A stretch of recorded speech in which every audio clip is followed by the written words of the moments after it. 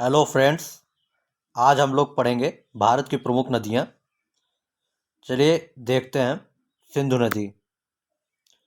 सिंधु नदी एशिया की सबसे लंबी नदियों में से एक है। यह पाकिस्तान, भारत, जम्मू कश्मीर और चीन पश्चिमी तिब्बत के माध्यम से बहती है। ये क्वेश्चन में बार बार पूछा जाता है, सिंधु नदी का उद्गम स्थल कहाँ से होता है। सिंधु नदी का उद्गम स्थल तिब्बत के मानसरोवर के निकट सिन का ताबाब नामक जलधारा माना जाता है। इस नदी की लंबाई 2880 किलोमीटर है।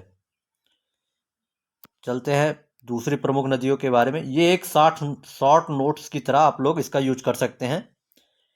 इसके अलावा पेपर में वनडे एग्जाम में एक दो क्वेश्चन आपको आसानी से देखने को मिल सकते हैं। गंगोत्री, ये गंगा नदी के बारे में डिस्कस करेंगे। गंगोत्री हिमनद उत्तराखंड के काशी जिले में स्थित है, जहाँ से भागीरथी नदी निकलती है और देवप्रयाग में अलकनंदा से मिल जाती है। इस संगम के बाद गंगा का निर्माण होता है। यहाँ से गंगा नदी बहती है और बंगाल की खाड़ी में शामिल हो जाती है। गंगोत्री हिंदुओं का एक तीर्थ स्थान है जो कि उत्तराखंड में है। कहाँ है? उत्तराखंड में। और इसी के क्रम में हम लोग आगे बढ़ते हैं। ब्रह्मपुत्र नदी। ब्रह्मपुत्र नदी एक बहुत लंबी नदी है जिसकी लंबाई 29 किलोमीटर है। ब्रह्मपुत्र का नाम तिब्बत में साम्पो, अरुणाचल प्रदेश में डिंग, असम में ब्रह्मपुत्र के नाम से जानी जाती है। ब्रह्मपुत्र नदी बांग्लादेश की सीमा में जमुना के नाम से दक्षिण में बहती हुई गंगा की मूल शाखा में मिलके जो है पद्मा कहलाती है के साथ मिलकर बंगाल की खाड़ी में जाकर गिरती है। अन्य प्रमुख नदियों के बारे में देखते हैं। सतलुज नदी। सतलुज नदी उत्तरी भारत में बहने वाली एक सदानीरा नदी है।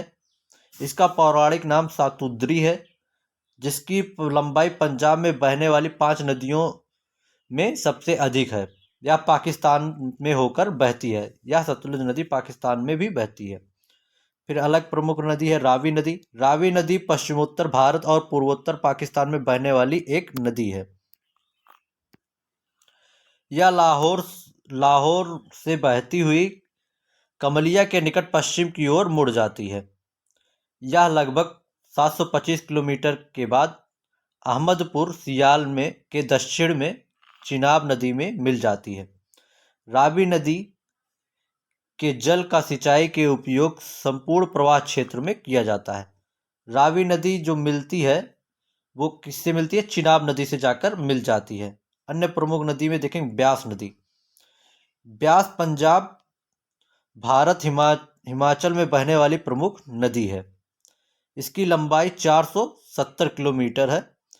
पंजाब भारत के 5 प्रमुख नदियों में से एक है।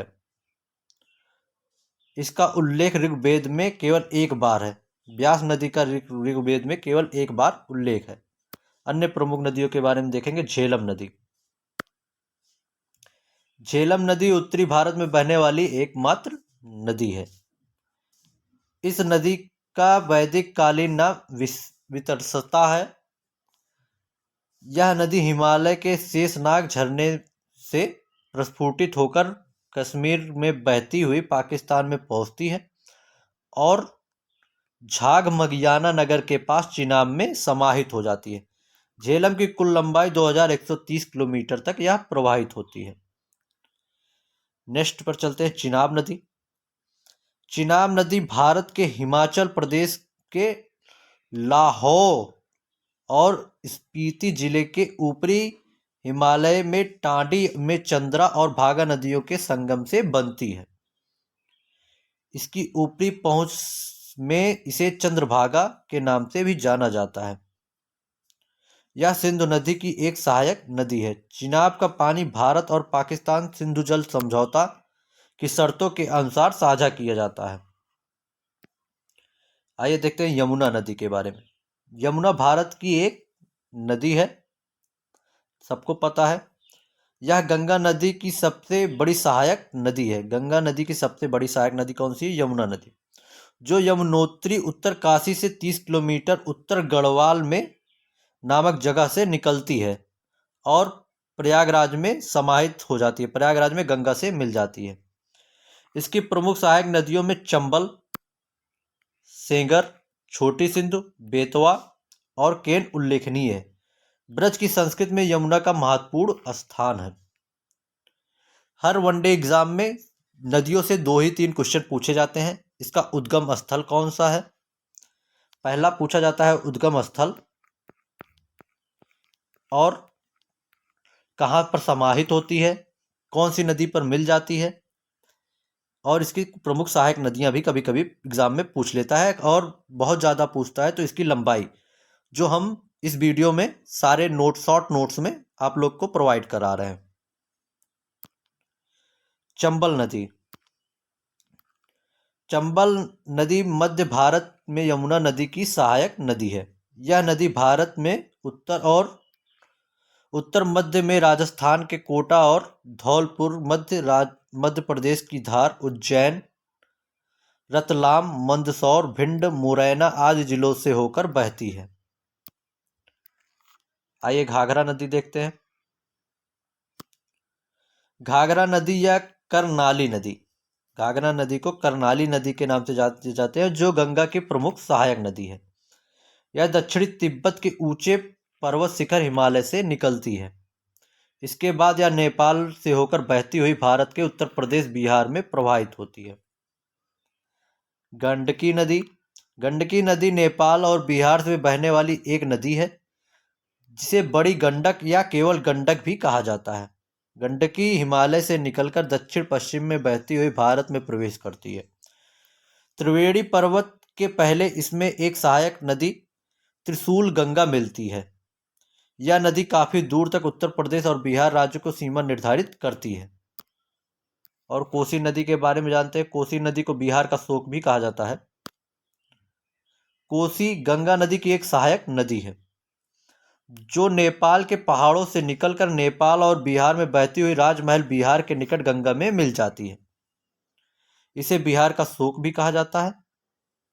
यह नदी नेपाल और उत्तर भारत में बहती है। बंगाल का शोक किसे कहा जाता है? बंगाल का शोक दामोदर नदी को कहा जाता है। किसे कहा जाता है? दामोदर नदी को। आप लोग याद रखिएगा। बेतवा नदी। बेतवा नदी, जिसका प्राचीन नाम वेत्रवती है, भारत के मध्य प्रदेश और उत्तर प्रदेश बहने वाली एक नदी है। यह यमुना की उपनदी है। यह मध्य प्रदेश के रायसेन जिले में कुम्हार गांव से निकलकर उत्तर पूर्वी दिशा में बहती हुई भोपाल, विदिशा, झांसी, ललितपुर आदि जिलों में बहती है। नेक्स्ट है सोन नदी। सोन नदी भारत के मध्य भाग में बहने वाली नदी है। इसे सोनभद्र शिला के नाम से भी जाना जाता है। यमुना के बाद यह गंगा की दक्षिण उपनदियों में से सबसे बड़ी है। यह मध्य प्रदेश के अनूपपुर जिले के अमरकंटक के पास उत्पन्न होती है, जो विंध्याचल पहाड़ियों में नर्मदा नदी के स्रोत स्थल से पूर्व में स्थित है। इसका उद्गम कहाँ पर है? अनूपपुर जिले में। नेक्स्ट, कृष्णा नदी। कृष्णा भारत में बहने वाली एक नदी है। यह पश्चिमी घाट के पर्वत महाबलेश्वर से निकलती है। इसकी लंबाई 1400 किलोमीटर है। गोदावरी नदी। गोदावरी नदी तंत्र प्रायद्वीप भारत की सबसे बड़ी नदी है। इसे दक्षिण की गंगा भी कहते हैं। दक्षिण की गंगा किसे कहा जाता है? गोदावरी। काफी बार क्वेश्चनों में पूछा गया है। गोदावरी नदी महाराष्ट्र के नासिक से त्र्यंबकेश्वर से निकलती है और बंगाल की खाड़ी में गिरने के लगभग 1465 किलोमीटर की दूरी तय करती है। नेक्स्ट है कावेरी नदी। कावेरी कर्नाटक और उत्तरी तमिलनाडु में बहने वाली एक सदा नीरा नदी है। यह पश्चिमी घाट के पर्वत ब्रह्मगिर से निकलती है। इसकी लंबाई प्रायः 800 किलोमीटर है। दक्षिण पूर्व में प्रवाहित होकर कावेरी नदी बंगाल की खाड़ी में मिल जाती है। तुंगभद्रा नदी। तुंगभद्रा नदी दक्षिण भारतीय प्रायद्वीप की एक पवित्र नदी है, जो कर्नाटक तथा आंध्र प्रदेश में बहती है। हम्पी तुंगभद्रा नदी के दक्षिण किनारे पर स्थित है। हम्पी जो है तुंगभद्रा नदी के किनारे दक्षिण में स्थित है। हम्पी कहाँ पर है? कर्नाटक में है। इस नदी का जन्म तुंगा और भद्रा नदियों के मिलने से होता है, इसे इसलिए तुंगभद्रा के नाम से भी जाना जाता है। हम्पी का नाम पंपा की कहानियों में भी उत्पन्न होता है। एक है पेन्ना नदी, ये इतनी इंपॉर्टेंट नहीं है लेकिन इसको हम लोग देख लेते हैं। पेन्ना नदी, जिसे पेन्नार और उत्तर पिनाकिनी भी कहते हैं, भारत के कर्नाटक और आंध्र प्रदेश राज्यों में बहने वाली एक नदी है। नदी की लंबाई 597 किलोमीटर। इसका जल संभर क्षेत्र 55,213 वर्ग किलोमीटर, जिसमें 6,937 वर्ग किलोमीटर कर्नाटक और 48,276 वर्ग किलोमीटर आंध्र प्रदेश में है। महानदी छत्तीसगढ़ और उड़ीसा अंचल में सबसे बड़ी नदी है। महानदी, जब पूछा जाता है उड़ीसा किस राज्य के किनारे, उड़ीसा किस नदी के किनारे है, उड़ीसा किस नदी के किनारे, महानदी। प्राचीन काल में महानदी का नाम चित्रोलपला था। महानंदा और नीलोत्पला भी महानदी के ही नाम है। महानदी का उद्गम रायपुर के समीप धमतरी जिले में स्थित सिवहासा नामक पर्वत श्रेणी से हुआ था। नेक्स्ट, नर्मदा नदी। नर्मदा, जिसे रेवा के नाम से भी जाना जाता है, मध्य भारत की एक नदी और भारतीय उपमहाद्वीप की 5वीं सबसे बड़ी नदी है। मध्य भारत की सबसे बड़ी नदी कौन सी है? नर्मदा नदी। भारत की सबसे बड़ी नदी कौन सी है? सबसे लंबी नदी कौन सी है? गंगा नदी है। यह गोदावरी नदी और कृष्णा नदी के बाद भारत के अंदर बहने वाली तीसरी सबसे लंबी नदी है। मध्य प्रदेश राज्य में इसके विशाल योगदान के कारण इसे मध्य प्रदेश की जीवन रेखा भी कहा जाता है। क्वेश्चन पूछा जाता है मध्य प्रदेश की जीवन रेखा किसे कहा जाता है? नर्मदा नदी को। ताप्ती नदी। ताप्ती नदी पश्चिमी भारत की प्रसिद्ध नदी है। यह मध्य प्रदेश राज्य के बैतूल के मुल्ताई से निकलकर सतपुड़ा पर्वत प्रक्षेपों के मध्य में पश्चिम की ओर बहती हुई महाराष्ट्र के खानदेश के पठार और सूरत के मैदान को पार करती है और गुजरात स्थित खंभात की खाड़ी अरब सागर में गिरती है।